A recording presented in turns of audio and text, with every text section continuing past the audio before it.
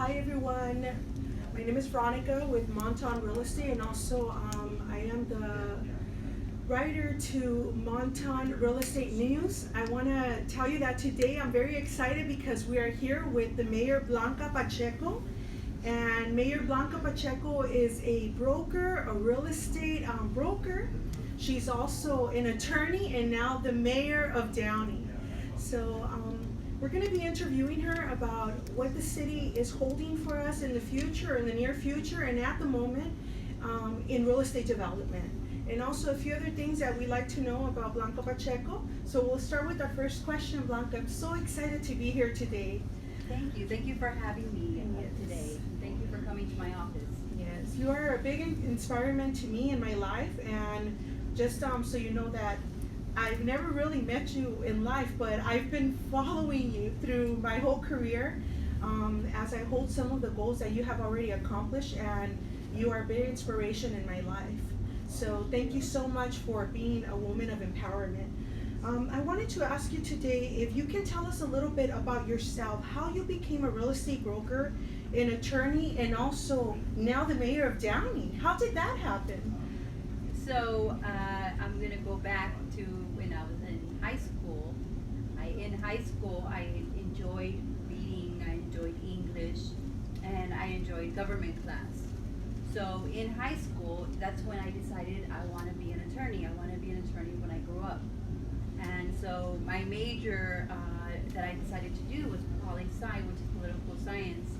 And I went to Cerritos College, and I went to UCLA, and eventually Loyola Law School. And my goal in life was always to be an attorney. And running for office was never something I thought of. Not even being a real estate broker. I just wanted to be an attorney. I wanted to be an attorney like you see in the movies. I wanted to represent people and help people. And that was my goal in life, just to help people. And I came upon real estate because my parents are real estate brokers. And they said, you should get your real estate license and maybe you can help us. So I eventually got my broker's license after I passed the bar exam. And I started doing real estate with my parents. And eventually I opened up my own law practice. But running for council still was not something that I thought of. It wasn't until I got involved with the Kiwanis Club of Downey, which is an international organization committed to helping children within the community and the world. And after I became a member, I saw my passion, which was to help people, help residents, get involved with the youth. And so after I became the president of my club, more and more people started asking me to run for office. I was told we haven't had a female on the council in well over a decade, and it would be nice to have another female be on council. So eventually in 2016 I decided to run, and in November of 2016 is when I won my election, and it has been a complete joy. It's been a pleasure because I can help people, and when they say thank you, just recently I got a message on my Facebook Messenger after I helped a resident. They said, you're awesome. And it's like that's the little things is what makes it all for me. Just helping people. Just this recently, I was at Downey High School. I was getting dunked in cold water, and I did it for the high school kids because they were doing a fundraising event. So I just do it all because I see how it helps the community, and that's the main thing. That's my main goal, just helping people. That's great. That's absolutely great. And during your process of going through what you have gone through in order to become who you are becoming, who have you become, who are you becoming, at any moment in your life, did you feel that you went through maybe like a major challenge where you said, you know what, I can't, or what can I do in this now that I'm here? Have you ever gone through, whether it's been through in your life or in your career, and what has that moment been? So it's always been just little challenges here and there. My first major challenge, which I don't know if many people know this, is not passing the bar exam the first time. So when I took the bar exam, I didn't pass it. And I didn't know if I could move on, if I could retake it, because I was always such a good student, and I always got A's in everything, never failed a class. So to reach an exam that I didn't pass the first time was difficult for me. And I ended up retaking it, and I did pass it the second time, but that was a big obstacle for me because I always tend to give myself a hard time. I end up being my worst critic. And I think a lot of people are like that, where you become your worst critic and you put yourself down when others don't. And then just little challenges throughout my career, establishing myself. I was young, I was a female, so it's always been a challenge in regards to that. And then when I ran for council, I mean, it was not an easy task. There were numerous hit pieces done against me because I wasn't married, and it was tough. It was tough on my family. I had to endure this. So it's been little challenges here and there, but we all deal with challenges, and it's a matter of just when you fall, you get up and you continue. And if you have the passion, whatever it may be, whether it's in real estate, in the legal profession, you just have to keep going and look at every little step as an accomplishment. Okay, I finished school, I have my bachelor's. Celebrate that accomplishment. Get yourself and your mindset ready for the next goal, and just celebrate each time and enjoy it. When you're in the middle of it, it is tough.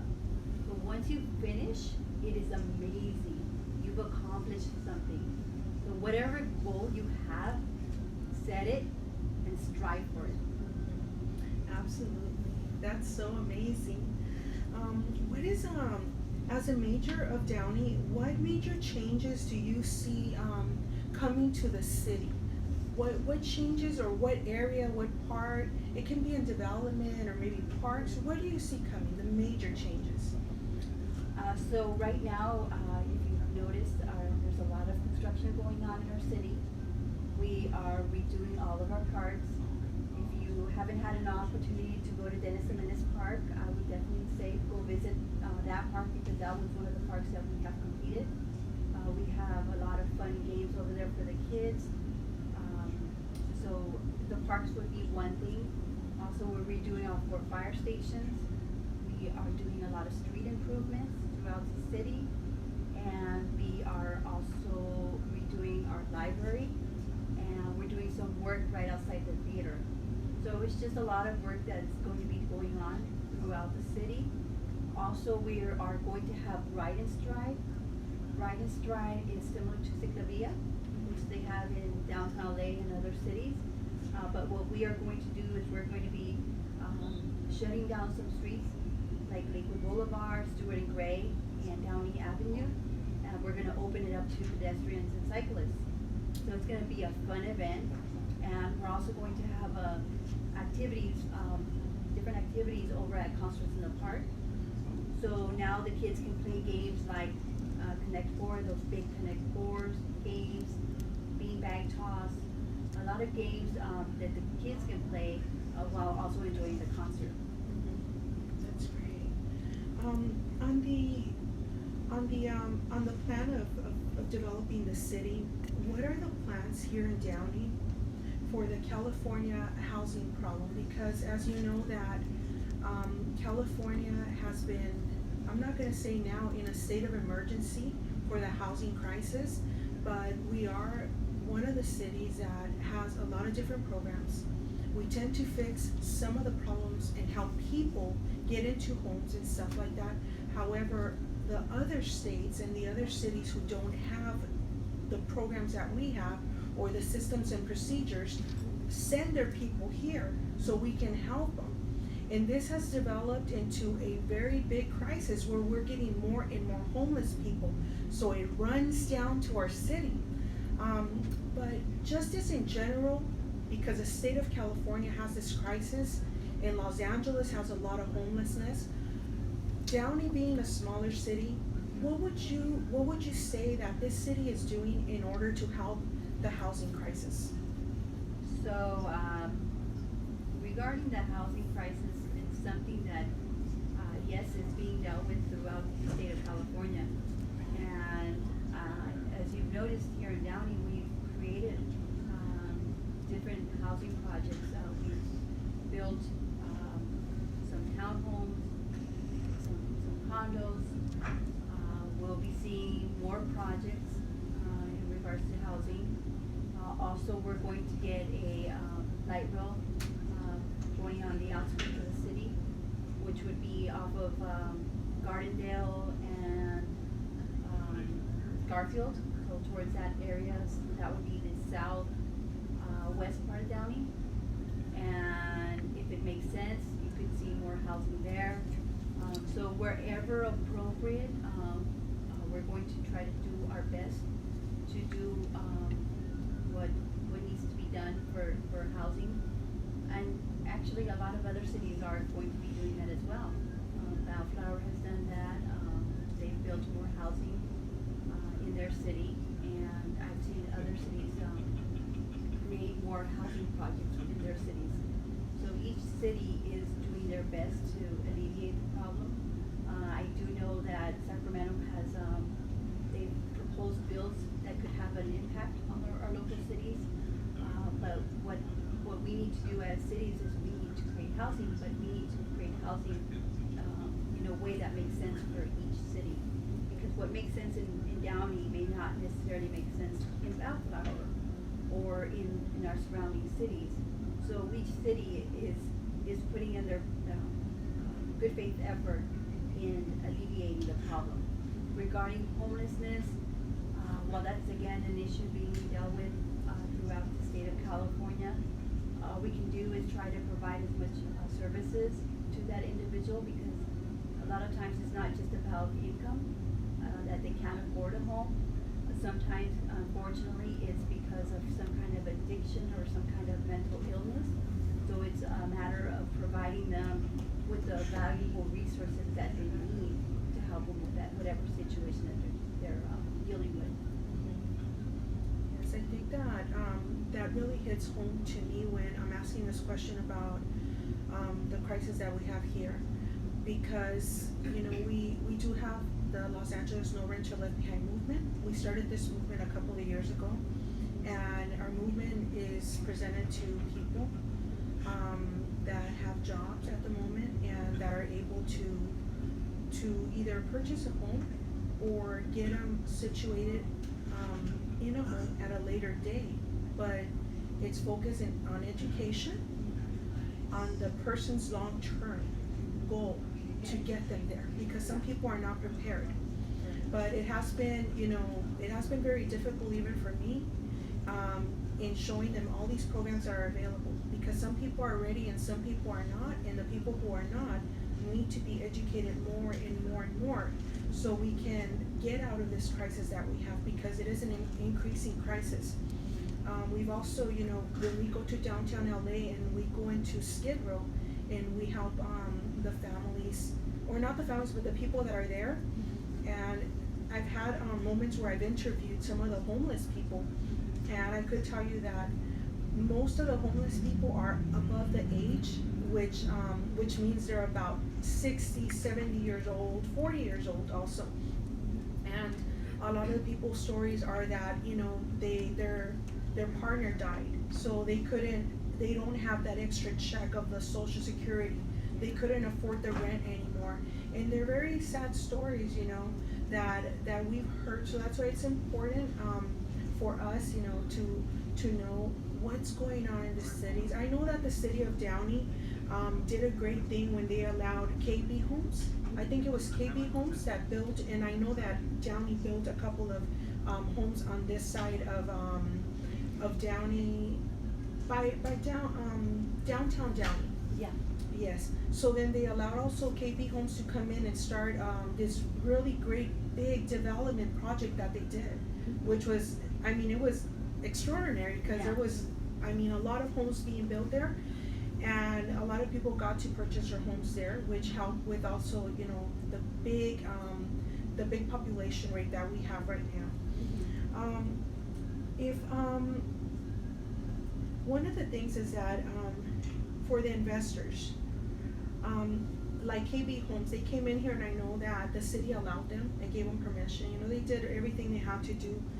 But, for investors or developers who have already bought lots, there's a lot of lots that are huge here in Downey, and they have one single home. However, there's not, the ordinance of Downey is very restricted. So one of the things is that, is Downey, my question to you, is Downey going to allow at some point for those people who have invested in single families, they have this huge lot, the home is very old already, are they gonna allow for these investors or developers to come in and split the lot? Is that something that you see in the future? Well, that's already been allowed. Oh, really? Okay. And depending on, I mean, it all depends on what lot, but people have been able to do lot splitting, it's been allowed in that. Oh, okay, I'm But sorry. it depends how big the lot is, I mean, so it all depends. Okay, I thought that Downey was very strict on allowing like which lots are, Yeah, I are mean, meant for that? It has to be meant for that.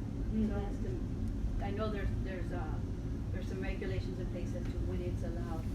Cause it makes no sense to have a small lot to be No. split. Mhm. Yeah, okay, I didn't know that, so that's good news to hear that you guys are, at some point allowing the lots that are meant for that to be able to move forward with these developments. Okay, now the next question is that if someone came to you with a proposal to build a new development in Downey, how would you evaluate whether that project was worth implementing it? That was a difficult question, cause I guess I would have to see what it would be about, so it's. Just as you're saying right now, with the houses, everything has to make sense, right? Yeah, Mhm. and everything, everything in life, everything is case by case, basis. Okay. Also, this is gonna be a long question, so Okay. bear with me, cause I wrote it really long. Okay, so the ordinance in Downey is rather strict. And it has challenged investors and developers who are trying to create more housing. For example, what we just, talked about right now, the splitting of the large lots. Are there any plans for Downey to allow larger developments and create more housing? Also, at a much smaller scale, for investors who own one unit but have massive lots, are there plans to allow development for split lots and more housing? And what I mean by that is that at times there's a lot that is probably 10,000 square feet.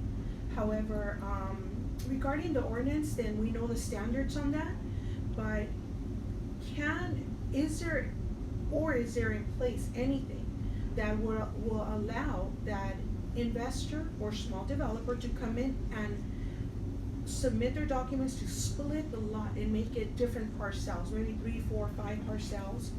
Is that something that is already ongoing, or is it something that, So to have a lot being split into multiple parcels? yes? It would have to depend, I mean, it's hard for me to say.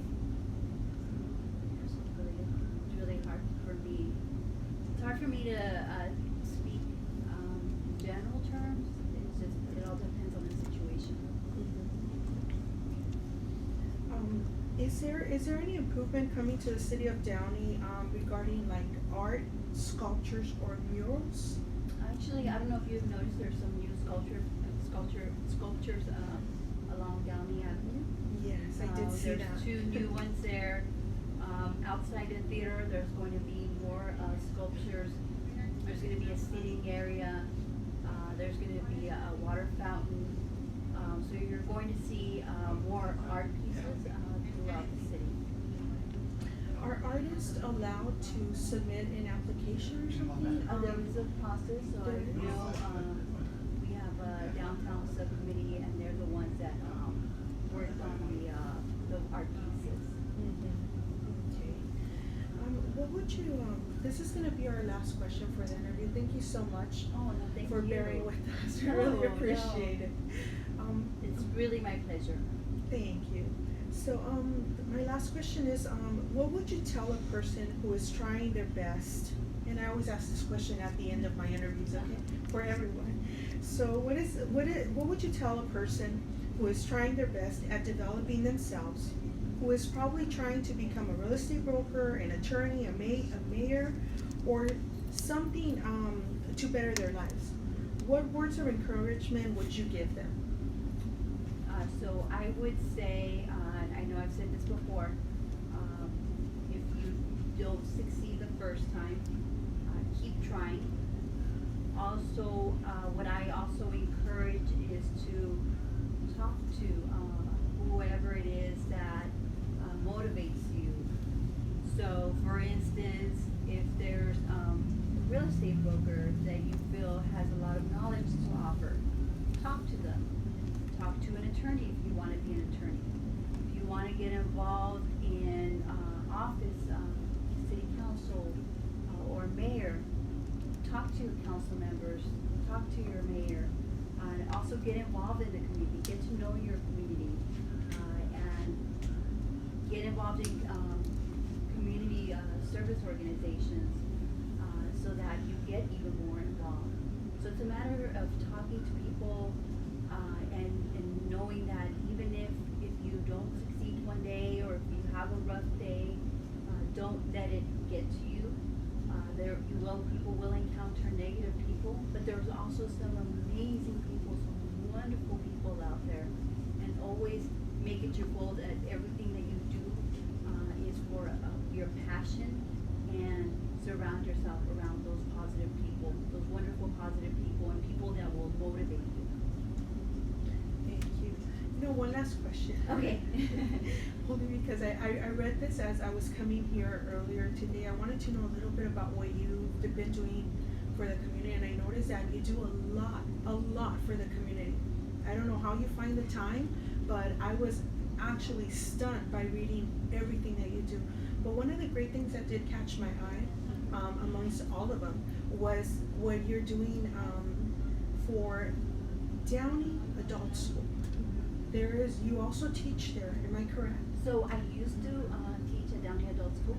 I used to teach their paralegal program. Okay. And it was an online program, and I did enjoy it. Right now, I'm currently not teaching because I don't have time. All I have time was to be an attorney and to be on council, and I want to give it my 100%. Absolutely. So I don't have time to dedicate myself to Downey Adult School. But whatever they need, I know the principal over there. She always reaches out to me if she needs anything, because it is important to for the youth, but also to our young adults or any adults who are going to the adult school and bettering themselves. That's also very important. Yes. But more at this moment, you know, when you're in a position that you are as a mayor, then I know we all understand that there is a big responsibility on your shoulders, and that you have to focus on the city now, which has a lot of responsibility. So again, I want to thank you for the interview, and again, you are a great model to me. I really appreciate it. I appreciate it. Thank you so much for It means so much today. for you to say that. Thank it you. means so much, so thank you. Yes, and I'm sure you are for a lot of other women and men out there. Thank you. Thank you, Blanca. All right, this concludes our interview with Blanca Pacheco. It's been one of the best interviews I've ever had. I sincerely say that. She is a woman of empowerment. I really admire her as a woman, and of what she has accomplished at a very young age. And I really want to thank all of you guys for watching us. This is going to be live for 24 hours, but we're also going to be producing an article on it, and you should see it in a couple of days on our social media. Thank you so much, everyone. Have a good one. Bye-bye. Oh, I really appreciate it. Thank you for your time. I know your time is very valuable. Oh,